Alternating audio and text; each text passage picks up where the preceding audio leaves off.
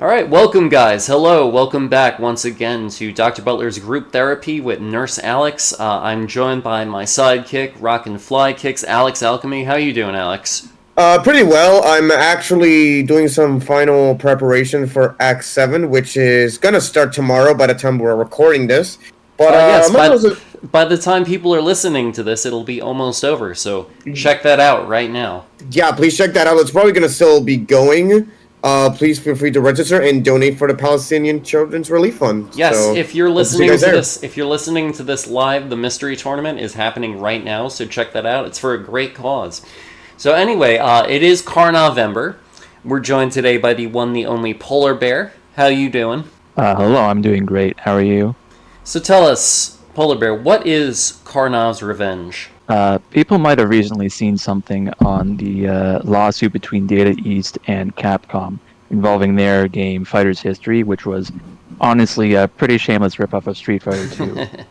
Now, KARNOV'S Revenge is a sequel to Fighter's History. Its original title was Fighter's History Dynamite, but I guess in bringing it over, they thought putting KARNOV in the forefront would make the game perform better. I don't know if that's really true or not, but KARNOV'S Revenge came to be known that way online as well. Yeah, you know, like, KARNOV was a Data East mascot dating back to, like, I believe 1987, right?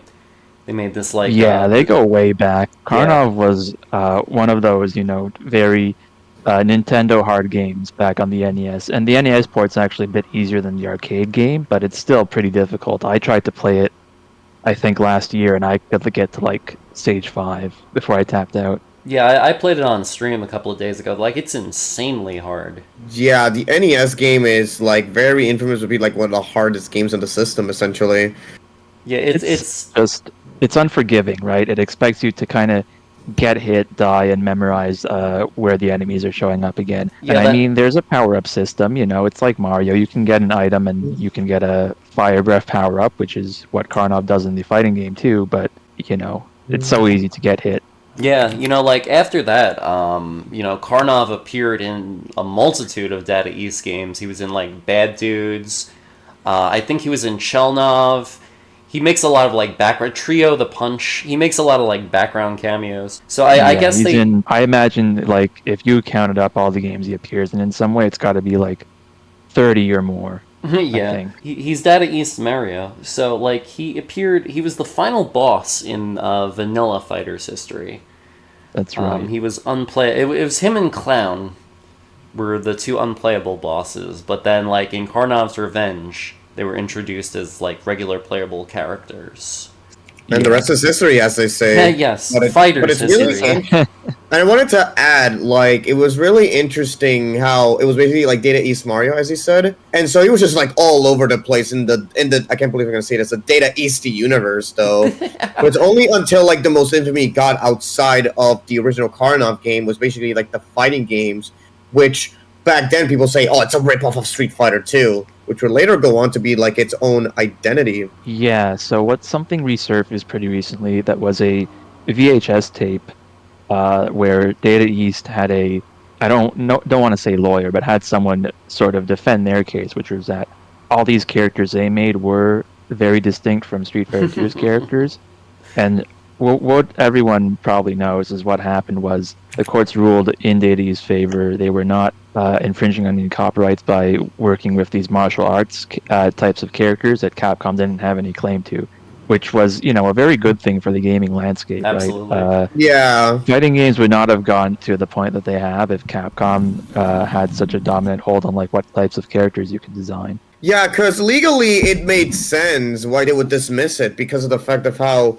Okay, but how do you know that that karate dude is supposed to be a ripoff of Ryu, for example, when is the argument saying like any martial arts that does that thing like is a ripoff of Ryu in its own right? Like it doesn't make sense if you think about it. Yeah, she was drawing the sort of legal defendant was kind of drawing this very interesting point about how, Capcom's characters, some are not very serious. Like she said, Chun-Li is kind of, she jumps in last when she wins. She's not a very serious character compared to someone like Phelan.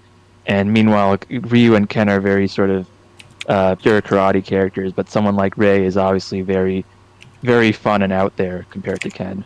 Yeah, I but do. The main Go ahead. I do love how like one of the main points for their legal defense was kind of like predicated around our characters are so generic that they're legally distinct. Yeah, it's Kind of funny. They yeah. actually brought forward like different, real world inspirations. Like they had this picture of a punk rocker on which we based Matlock's design. This is, Chinese opera that we based Phelan's design off of and stuff like that. But a couple of the characters do actually take from real people. So the grappler of the game, actually both grapplers. This game's got two grapplers. A young girl named Ryoko and this big guy named Marstorius. And Marstorius is based on Bruiser Brody, a wrestler who was pretty popular even in Japan throughout the 80s. And you look at him and like he's a dead ringer. He's got the boots, he's got the long mane and the untamed beard. And you look at Ryoko and she's pretty much a dead ringer for another judo practitioner also named Ryoko in real life. And then when it comes down to things like that, none of the characters in Street Fighter 2 are really based on any real people. Well, except Balrog, but yeah. Yeah, In a Balrog's the sense, outlier yeah. there. And Fighter's History Dynamite or Karnov's Revenge would actually add to that. Zazie Muhaba, the big boxing guy, kind of is actually based on a guy named Willie Williams, which sounds like a made-up name, but this guy was also the basis for Jeffrey McWild in Virtua Fighter. So he's a big, imposing guy, kind of fights, hits you very hard, even down to his throws. And also has a thing for animals. I mean, in Jeffrey's case and in Willie's case, because Willie William was known as the bear killer. He, had boxing matches with a bear, supposedly. Jeffrey has a thing where he's kind of going after this one shark that he particularly has a thing against because that shark up his fishing boats. And Zazie, to contrast, is like a very nature-friendly guy who works in a nature preserve and presumably, throws hands with poachers and stuff like that. Based. So yeah, that's kind of the contrast between all these different types of characters. Everyone's taking inspiration from somewhere, but they end up in very different locations. Okay, so could you shine some insight into like the competitive history of Karnov's Revenge? Yeah, that's the thing I think about is like the competitive history of this game isn't quite as well documented as something like Street Fighter 2 or even Street Fighter Alpha. However, there are some old tournaments that are floating around online. Recently, a friend of the stream or Aaron Plasma had uploaded a video. It's a whole VHS tape that was about 3 hours long, containing what's called the Great Grapple 2005. This was published by INH, Insanity Naked Hunters. Crazy brand name, but that's beside the point. And this was all sorts of like, it was a tournament. It was, tech and tricks. It was like combos that it worked on Ox specifically, the hidden bonus boss. It was all sorts of crazy stuff like that. And it's all on YouTube, the whole 3 hour stretch. And it goes to show you that people have been playing this game for a long time. There have been tier lists from, the 2000s, and people have continued to pick up this game because of Fightcade.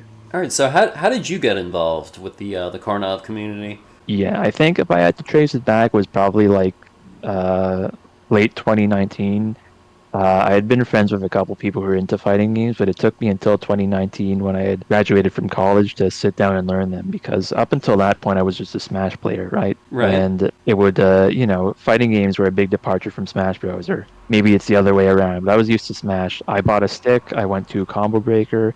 I went to some locals first, but I went to Combo Breaker and kind of let that set the stage. If I didn't enjoy this, then I probably wasn't going to be able to stick with fighting games.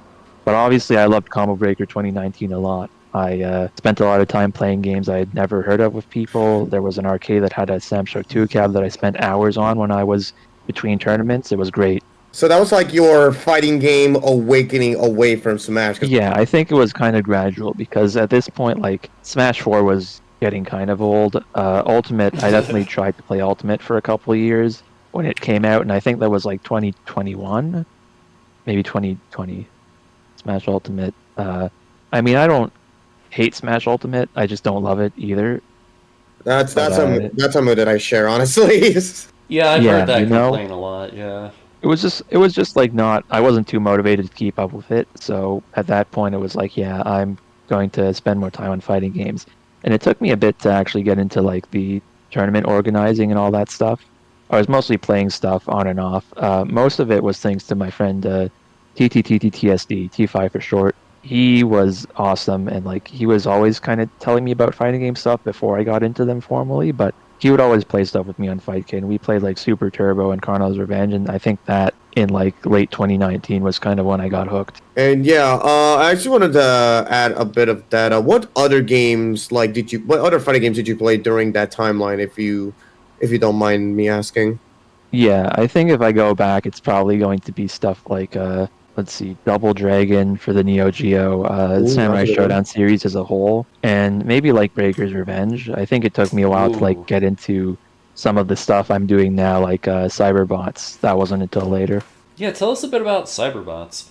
Well, Cyberbots is cool. I think it's obviously overlooked because I don't even know where people got it in the U.S. Right? It did get ported to Sega Saturn, but until then, it was a very limited arcade release, and this was at kind of the peak of fighting games. This was 1995. There were games like Street Fighter Alpha had just come out, King of Fighters 94, and even more experimental and 3D games like Virtua Fighter and games like Killer Instinct. So there was just so much competition that it kind of fell by the wayside. So how did you get into Cyberbots? Like what prompted you to start doing that competitively? Yeah, I'll be honest, I don't remember exactly where I got clued into it, but I think it was my friend Robin, who's, I think this year moved to Japan, but was on the west coast of the US for a while, and we played, on Fightcade. We played a bunch of other games as well. We played like Samurai Showdown 3 and stuff like that, but at the time, this was probably 2020, there was just so few players and such a big skill gap between players. Like the active Cyberbots players at the time were mostly high-level Vampire Savior players like 𝒂𝓁𝓁, guys like that who, were just kind of wiping the floor with you because they knew how to move in that game and they had combos in that game that most people didn't really understand. But come 2022, when the Capcom Fighting Collection dropped, that was just such a huge turning point for the game. Like a lot more new eyes on it as well, especially since Cyberbots has pretty much been seen, well, aside from Marvel 2, with Jin being a playable character, being considered as a more obscure Capcom fighter. But what the Capcom Collection did is, wow, there's this mech fighting game. Let me just try this out real quick. Yeah, like people had been playing the game and had run tournaments for it, but generally the scene you could kind of narrow it down to about 20 or so active players, and I think that number has grown a lot. When we were at Combo Breaker earlier this year, we had 32 entrants, and I think we could have gotten more, but I capped it for just my own sake as a still learning tournament organizer, to be honest with you. Yeah, especially in the offline sense, because online and offline bracket like organizing is completely different, because each has its own pros and cons. And I side note, I still can't believe I somehow got top 6 in that bracket that you hosted. Holy shit. Alex, you're not supposed to cuss. Now I have to edit that. But no, it was a very fun bracket that you did. Like, Cyberbots at Combo Breaker was such a fun time. I will attest to that. Yeah, my thing with Cyberbots is that a lot of the old guard has kind of taken a break for now. 𝒂𝓁 in particular, shoutouts to him. He was at Climax of Night like last month playing Vampire Savior because they had a side bracket for that. Climax of Night being a blood, French bread focused event. But I think he got 3rd or 4th. He did really well for himself, especially as a 𝒂𝓁 player, one of the mid-tier characters in that game. But my point is that 𝒂𝓁 has been a busy man. I believe he couldn't make it to either Frosty Faustings or Combo Breaker because they had a wedding to attend at that same time. So it goes to show you, it's hard to keep up with fighting games when you're old, not because of your reactions, but because of your real-life obligations. Yeah, real-life obligations can be something at times, especially as you grow older. Yep, less Morgan, more mortgage payments, Less Morgan, more mortgage. Okay, that's a good one. That's a good one. All right, so you wanna delve into the KARNOV meta?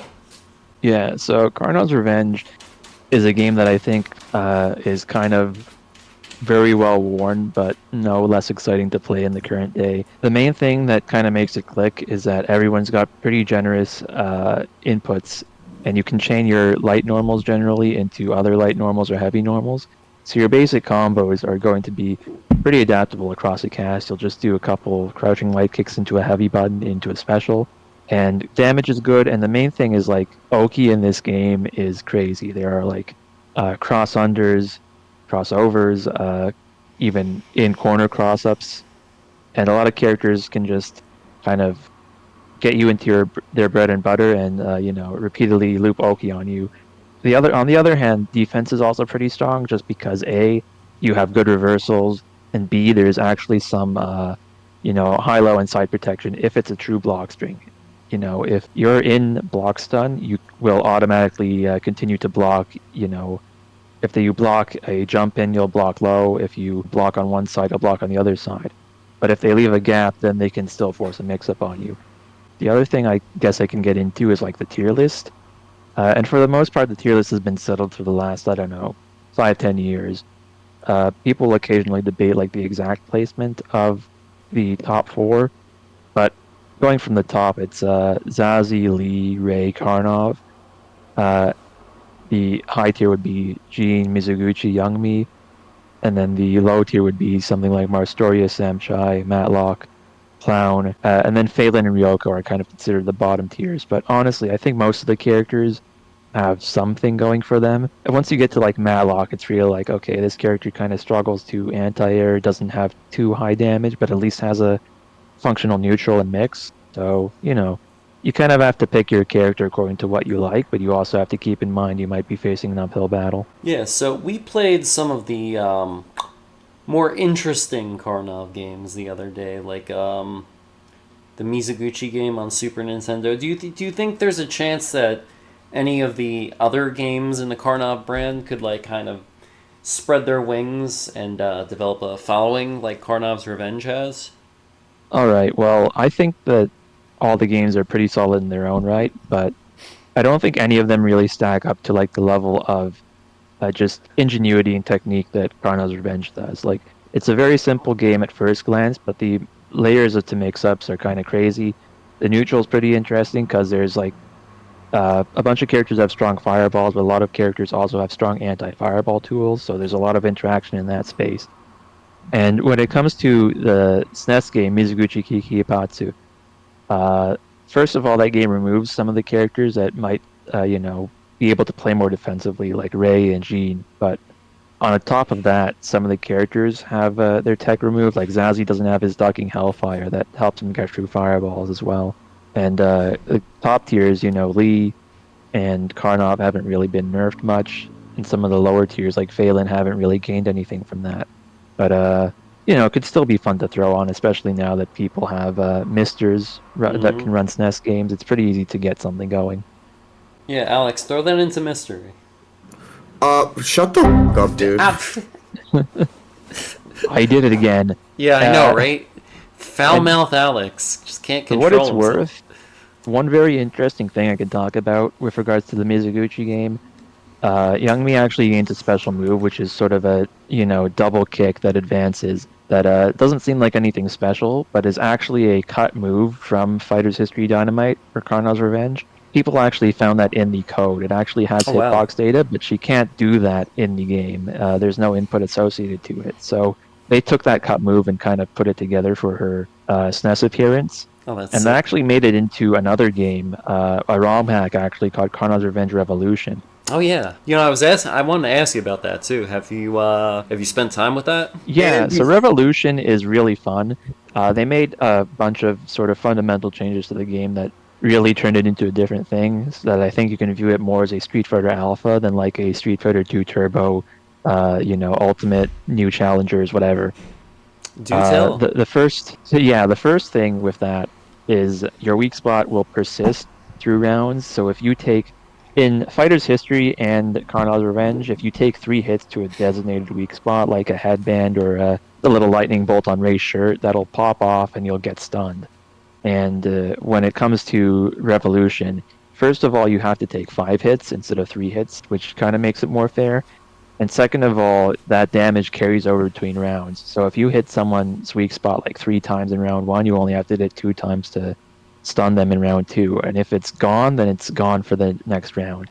And when it's gone, you actually take extra damage to that weak spot. So there's a really interesting part of the game that revolves around using different normals to target the weak spots. Some of them can be a little imbalanced. I admit Lee's is really hard to hit for no reason because it's kind of the shins of his pants that rip off. And characters like Phelan and Samchai have these really broad weak spots on their like chest or arms that are just too easy to hit for how defensive and frail they can be. So, if I were to ask which version would you prefer, which version would you prefer? Yeah, I'll be honest, I prefer vanilla. I think part of it is just that it's so established that people understand things and have tech for this game. Revolution does add some really cool stuff. For example, supers are kind of limited in the sense that you gain them at low health and you can only use them once. You can't just spam these.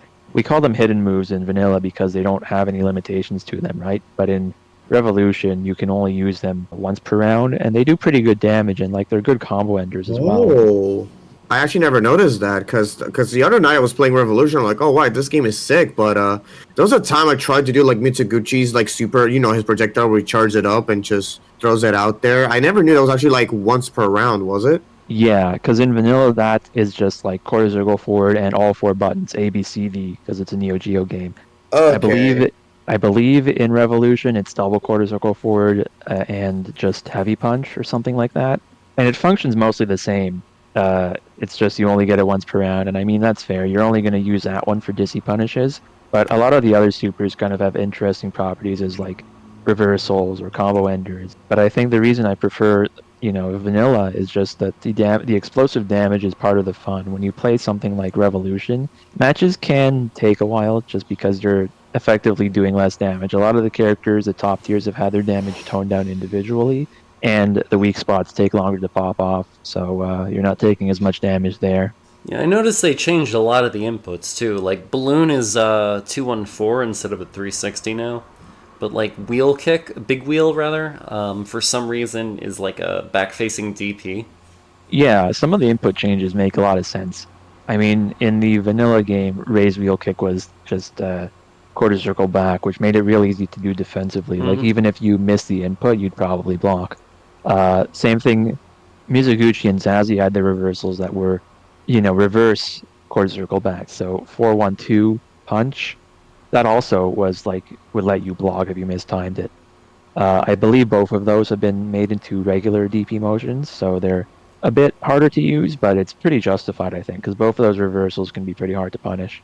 Yeah, it makes sense. But balloon, I feel like balloon should have stood at 360 though, because that is a balloon. really good... Balloon is a funny move that has come to define the game, and I don't think it's fair to say that it's not one of the best fighting game moves, but I think it's effectively like 30% or 40% of Karnov's kit. It's not like 80% of it. It's not the entire thing.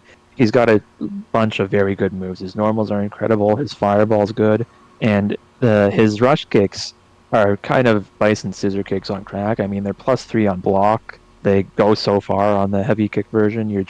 It feels like you're never safe against Karnov, whatever point of the screen he's on, which works great for him because he's designed to be this offensive character who lacks a reversal, much like Dictator himself. Karnov's only reversal, balloon, is even the light version, the fastest, is 22 frames. So if you are like safe jumping him or even doing block swing pressure on it, you can react and anti-air that pretty effectively. Yeah, they should have gave him the ladder from Karnov. Dude, it's so funny. I'm kind of glad that like he ended up being like a normal character, but I think if something like that got made today, he'd definitely have some very funny gimmicks that may or may not be competitively balanced. Yeah, we need Karnov and Smash Brothers. Just give him the ladder, the wings. So yeah, true, the shield. Ah, man. So have you seen the fan movie? Oh, the Karnov fan movie is a trip. So this one is based on the actual Karnov NES game, loosely. I mean, he comes to the kingdom and kind of, I guess, effectively gets his revenge, although it's not for the same reasons he might be getting his revenge in the fighting game, but it still counts. But yeah, Karnov, the movie is made with a lot of heart. It was kind of this, I don't want to say amateur, because that's kind of denigrating to the passion put into it, but it was not a professional quality production. It was a very honest, heartfelt production by a family who these guys kind of were like, we want to make a movie based on this NES game we love, and they filmed it in, I believe the building was actually a college. That is But the it looks like a University castle of from- Pittsburgh. Yeah, it's the University of Pittsburgh. I wouldn't know because I'm not from the States, but the fact that they were able to film it in that building and like with minimal special effects work, it pretty much looks like a medieval castle. Mm-hmm. And the guy playing Karnov was, I believe, their uncle. Who Yep.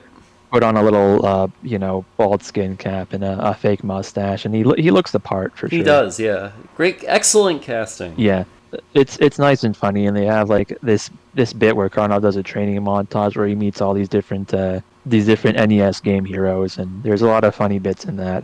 I believe the movie's like 40 minutes long. It's not an hour. It's I'd call it a short film. Mm-hmm. Yeah, it's about half an hour long. And I think like about a third of it is the training montage, and about another third of it is the credits. So it's a pretty brief watch. It's pretty fun if you you can find it. They used to sell DVDs. It was a company called I think 454 Galaxy Productions. Mm-hmm, I I don't think their website's up at the moment, No. but I know a few people do still have the tapes. And it's fun that someone put together a movie like that. I believe they even have a little feature where they kind of go into the making of the movie as well, which is nice. Yeah, they do have a bit in like the special features where Karnov does the V. Like he breathes fire and it makes the V for victory sign. So they were at least aware of Karnov's revenge when they were making this. Yeah, the perspective was very much out of nostalgia for the NES game, Yeah. which is fair. I mean, that's probably his most famous appearance, if I had to pick one. Most likely. All right, so we're at about half an hour. Is there anything else you'd like to bring up there? I will say I need to give credit to a bunch of different people who helped make Karnov's Revenge like a game that was fun and worth picking up. Shoutouts to Lord BBH. He's been streaming retro games for as long as I can remember. I probably wasn't aware of him until like 2019, but he goes way back, and he's a big fan of the Neo Geo, a big fan of Fighters History Dynamite as a game, and he currently streams on Twitch. He's doing something called Push to Reject, I think, which is where he goes through the less popular arcade games of the 80s and 90s. I believe he's at 1986 right now, but he was starting like from 1980, I believe. So that has been going on for a couple months. Shoutouts as well to Hibachi Final. I know he doesn't really play the game anymore on account of just having bigger and better things to focus on, because he works with the Arcade Shock team in California, among other things. Many so stickers to draw, yeah. Yeah, he's been around, and he has played the game for years before I even got to it. He was one of the best Karnovs I've ever seen. He's been to Japan, and I believe he went even with a bunch of the players there, which goes to show you, because Japan loves this game. It's probably not as high up there as something like Fatal Fury Special, but they have a very active scene, and people are so good at it. Yeah, just to clarify, for those in the audience who don't know, Hibachi Final is Sega Dos. Very popular fan artists. They make stickers and stuff. Check them out. Shout outs to Hibachi. And I'm trying to think of who else. I guess Golden Shades would definitely get an honorable mention. He's been one of the strongest players of the game. He hails from Argentina and can play pretty much every character in the cast at a high level. And, he's actually one of the people who had kind of come to prefer Revolution on account of its better game balance, which I have to admit, yes, in that game every character is good. In vanilla, there are some characters that you really don't want to spend time playing. But I think a lot of people still enjoy the original game for what it is, which is this crazy, fast-paced, mix-up heavy game where a lot of characters can kind of blow you up in a couple bad reads. And at the same time, it kind of forces you to play neutral because the buttons are so good and the fireballs are so good on top of that. It's very similar to SD in that regard, although there are a lot of subtle gameplay differences that I think make me prefer Revenge, mostly based on the fact that you can chain normals so that combos are always something you can keep simple if you want to. All right, That'll fantastic. about We got any closing words, you guys? Yeah, I want to ask, what are like your future plans with this game? Yeah, so I'm in a position where I can't really travel to a lot of events, but I will always come out to Frosty Faustings. And I think really the winning move for a lot of these old games, and I'm sure a lot of people are in a similar position to me, where it feels like it's hard to drive people to play these games on Fightcade now if they haven't already been playing for a while, because there's just so many new games coming out that have good rollback netcode that will kind of take up your time. But offline events are really the life of the scene, and for that I'll be traveling to Frosty Faustings in January in order to host KARNOV'S Revenge, along with some other games, Sailor Moon S, Samurai Shodown 5 Special, and Cyberbots. So look forward to that. All right, cool. So where can we find you online, Bear? Yeah, well, I'm online. I won't be on Twitter for much longer, so don't bother. But I'm on Blue Sky under PolarBair. I'm on a lot of places on PolarBair. I have a link tree that you can search. It's again linktree/PolarBair, PolarBair. That'll get you to all my other websites. You know, my Twitch, my YouTube, whatever. All right, excellent. Nice. Yeah, please, and anyone is listening to this, here is your daily reminder to please play KARNOV'S Revenge. Even outside of KARNOVember, it is such an awesome game to play. Not only that, but also the Revolution hack, which I do believe, I feel like both games still coexist, because again, KARNOV'S Revenge is still an awesome game that you should play. There's an awesome community out there, and feel free to ask for games on the Fight Kid lobby. Yes, and whatever you do, don't play Trio the Punch. Avoid that at all costs. All right, so Alex, where can we find you? What are you doing? What are you up to? Well, as always, Elon sucks, so I'm actually mostly only on, that's like the PC version of me saying that. Yeah, the family-friendly version. Thank you.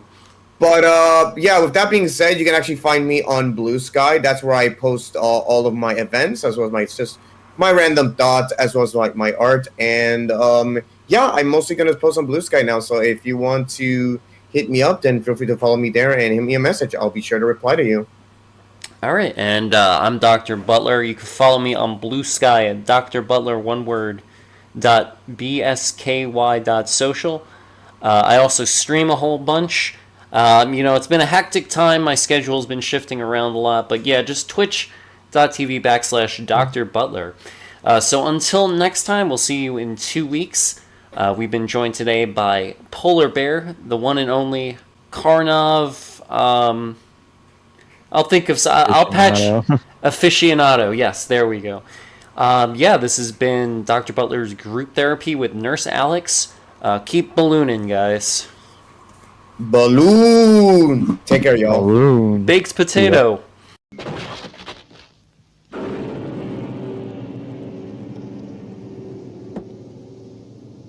Do you think you stand a chance against me?